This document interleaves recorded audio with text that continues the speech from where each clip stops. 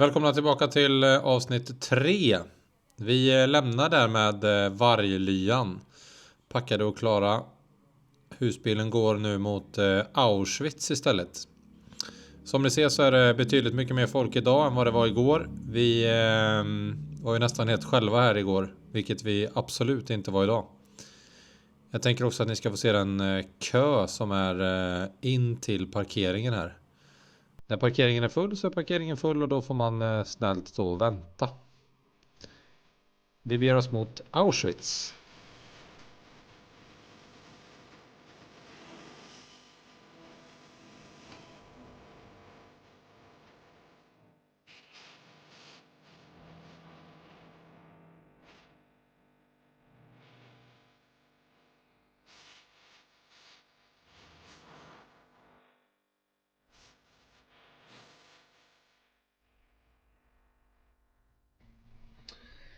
Nu är det lunch på G och det blir något så enkelt som pasta carbonara, ost och bacon. Klares på 5 minuter. Jag är stor man så jag behöver 2. Så jag kör en pasta bolognese och en carbonara, ost och bacon. Får vi se vad det blir utav det här.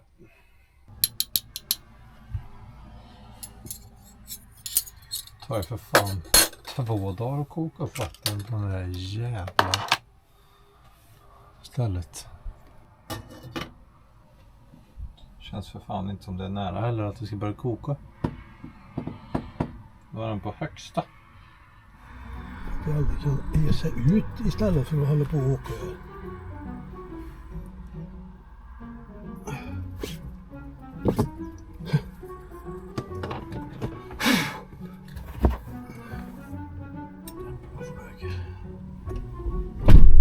Det kan aldrig ge sig ut. Det är 2 här inne redan. En.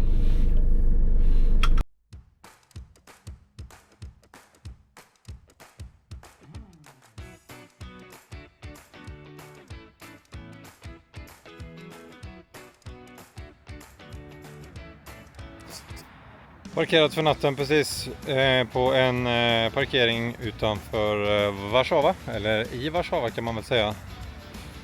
Vi har, ja men det står några husbilar här på parkeringen, i övrigt så är det mycket lastbilar. Vi håller på och tänker lite grann på om det är lastbilar som håller på att packa som ska gå till Ukraina. Vi tror det, för att de samlar på men allt möjligt som folk vill skänka. Så det känns som att det är lastbilar som går mot Ukraina. Vilket är fint. Så har vi några husbilar där och så står våran, ja, så gott som det i alla fall går innanför parkeringen här. Det blir gött. 27 grader varmt är det och klockan är nu ja, men drygt 18. Vi ska gå in till staden och se om vi kan få något att äta. Kanske en kall öl också om vi har tur. Får vi se om det börjar regna, jag tror det. Det ser ut att komma regn där borta. Så vi får väl snå oss på här.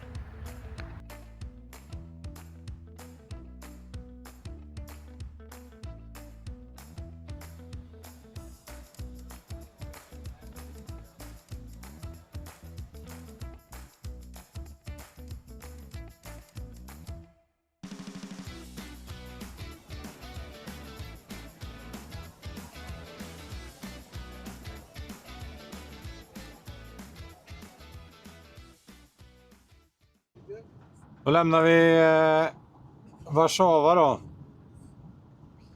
Och tar oss mot Auschwitz. Eller Auschwitz-området. Vi ska campa i 2 nätter blir det väl. Och sen på fredag så siktar vi nog på att ta den guidade turen i Auschwitz. Ska ni åka till Auschwitz så tänk på att boka det i tid. Det är flera veckors, alltså vad säga, det är uppbokat flera veckor i förväg. Så att boka i tid och håll er till den tiden. Jag rekommenderar, ja nu har jag inte varit där än, men att boka en svensk guide. Jag tror att man får lite mer förståelse och bättre inblick i allting då. Åker man från Krakow. Det går att möta upp dem i Auschwitz tydligen om man har husbil som vi gör då. Då blir det ju ungefär en guidad tur på 3-4 timmar ungefär istället för 7 timmar då, som det tar från Krakow inklusive bilkörning. Men vi glider ner mot Auschwitz så får vi se hur det ser ut när vi landar på campingplatsen. 20 grader och växlande molnighet. Idag är det tisdag. Klockan är 12:37. Den 6 augusti. Har du något att tillägga, pappa? Nej, det är bra kört. Kört hela vägen.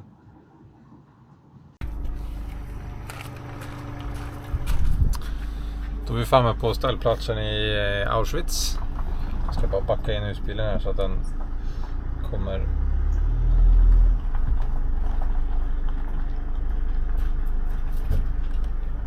in ordentligt. Och det tror jag fan jag har löst det här. Ska se bara så att det blir plant också. Farsan ska ju använda sin, som man ska göra då såklart, en sån här vattenpass. Ska du använda kolla vattenpasset eller? Ja. Så där med den, då har vi parkerat och jag har varit och betalat. Det kostade 240 zloty att stå 2 nätter. 240 zloty är PLN 628 kronor. 628 kronor 2 nätter inklusive el, vatten, toalett, dusch, ja, allt du behöver. Man kan till och med tvätta husbilen här som några spanjorer gör nu innan de ska dra. Det är väl ett litet så här industriområde, men det är väldigt tyst och lugnt. På dagarna så övningskör de och på kvällarna så är det ju tyst och lugnt här. Så det står en massa husbilar där faktiskt. Som förmodligen är besökare till Auschwitz då, som vi ska vara på fredag. Men imorgon har vi en day off här.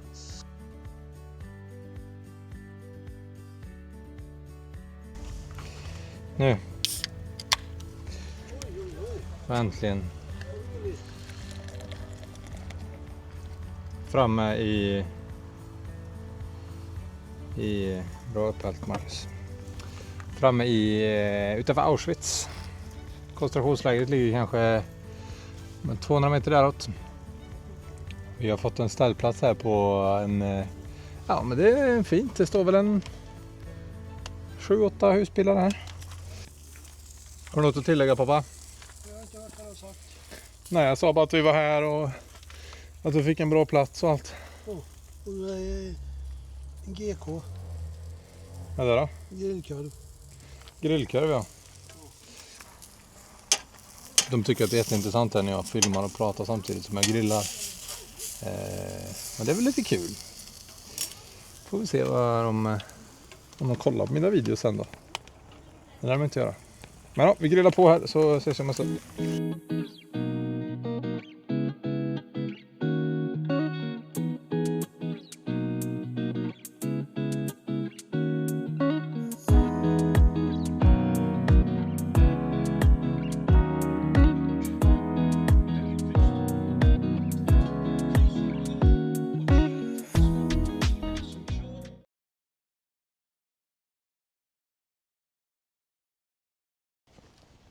God förmiddag på er.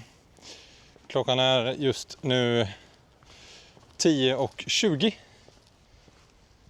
Och vi är på väg mot Auschwitz. Där vi idag ska gå en guidad tur med en svensk guide. Normalt sett så plockar guiden upp en i Krakow. Så åker man buss hit. Men eftersom att vi har husbilen här i området kring Auschwitz så skippar vi bussfärden och möter upp guiden vid entrén till Auschwitz istället. Om ni inte ser det så skiner lampan idag rätt bra. Och det är skapligt varmt. Vi går här på att få lite skugga. Så då är vi på väg mot Auschwitz och den guidade turen som börjar ja, men ungefär om 10 minuter. Så vi säger att vi har god tid på oss. Sådär då är vi på plats utanför Auschwitz-entrén. Och som ni ser så är det rätt mycket folk. Även mycket bussar och turister, motorcyklar, husbilar, allt möjligt. Så nu är vi på att förbereda oss, lite vatten, tagit ut pengar som guiden ska ha. Och så får vi väl se när de dyker upp här. Han har fått ett sms av mig vart vi står någonstans och hur jag ser ut. Så de lär väl dyka upp snart. Så det blir spännande, pappa. Ja, hallå. Kommer det bra? Nu ser vi en rygga här också vart vi är ifrån. Här går det rätt.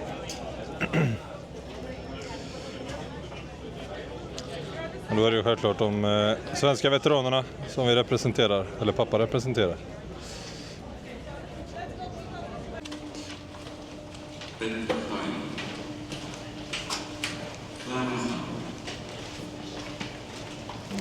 Då har vi fått hörlurar. Våran guide går längst fram.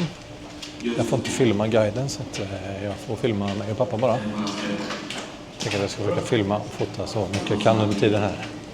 Se hur svårt det blir. Det verkar ganska strikt. Ser du vad? Vi är en liten grupp. Bara svenskar.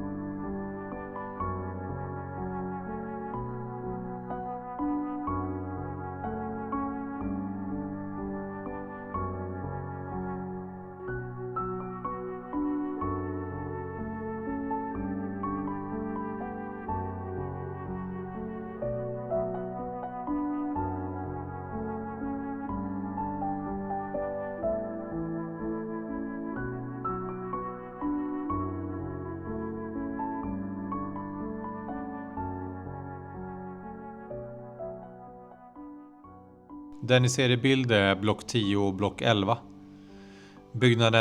Den första byggnaden heter block 10.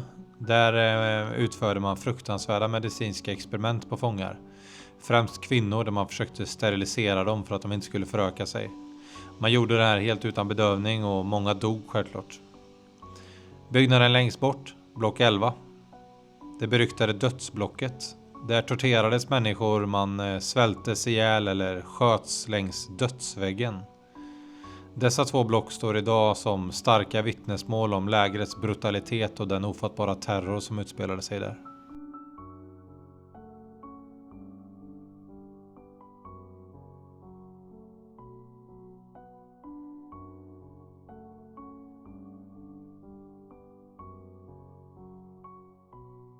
Det ni ser i bild nu är den hängställning som SS byggde utanför köket i Auschwitz. Den 19 juli 1943 så ägde den mest brutala offentliga avrättningen rum i Auschwitz. Som en hämnd för att 3 fångar från en arbetsgrupp hade rymt och för att de hade kontaktat den civila befolkningen lät SS bygga denna upphängning. 12 rep hängdes ner från denna. Och efter kvällens uppställning så hängdes 12 polska fångar upp offentligt. Hängningen skulle vara en avskräckande åtgärd och ett exempel på den grymma terror som präglade lägret. Denna avrättning är en av många exempel på systematiska straff och den kollektiva bestraffning som fångarna utsattes för i Auschwitz. SS använde ofta offentliga avrättningar för att skrämma och kontrollera fångarna. Och det var ofta en del av en större strategi för att upprätthålla disciplin och förhindra motstånd.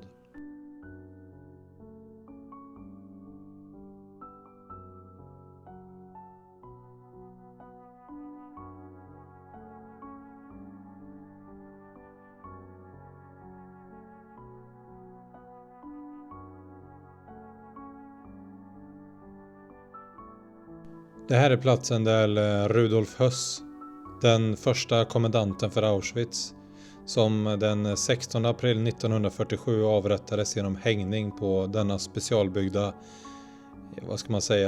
pedestal nästan. Han hängdes i närheten av gaskamrarna i Auschwitz som en symbol för allt han har gjort. Han var nämligen den som ansvarade för att organisera och genomföra massmorden i gaskamrarna. Han har övervakat och planerat mord på över 1 miljon människor.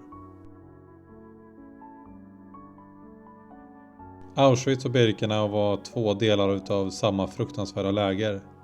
Men de var helt olika. I Auschwitz, stamlägret som det även kallades, styrde SS över hela systemet. Här fanns som tidigare visat block 10 där kvinnor utsattes för grymma medicinska experiment. Block 11, dödsblocket, där fångar torterades och avrättades. Några kilometer bort så ligger Birkenau. Det enorma förintelselägret. Hit kom de tåg som ni säkert har sett på bilder. Människor från hela Europa slussades hit via tåg. Fördes direkt in i gaskamrar och krematorier. Medan andra tvingades leva i trånga baracker som ni kommer att få se under outhärdliga förhållanden. Här mördades tusentals människor varje dag.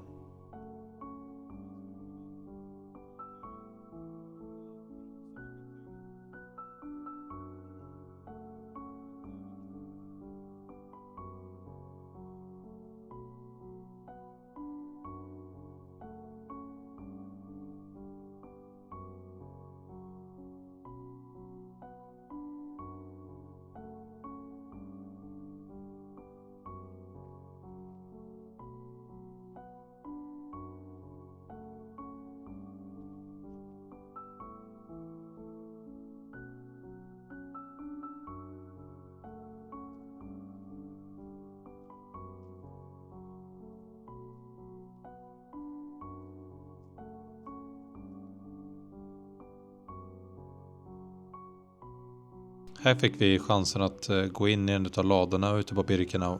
Som ni ser så är varje säng i 3 plan, om man räknar med markplan. Här bodde man till att början 3 och 3, men man fyllde sen på med 6 och 6 per hyllplan. Här var deras toalett där man fick tvätta sig och göra sina behov. Så där, då var vi klara med besöket på Birkenau och Auschwitz. Jag får helt ärligt säga att det var otroligt uppskattat att ha en svensk guide som kunde berätta historier och detaljer som man själv inte hade förstått om man hade gått här. Så att, till er som planerar ett besök på Auschwitz, så förstår vad jag säger, boka en svensk guide. Jag rekommenderar att ni kör via Tupol, tror jag det hette. Turistpolen står det väl för. Han var riktigt duktig.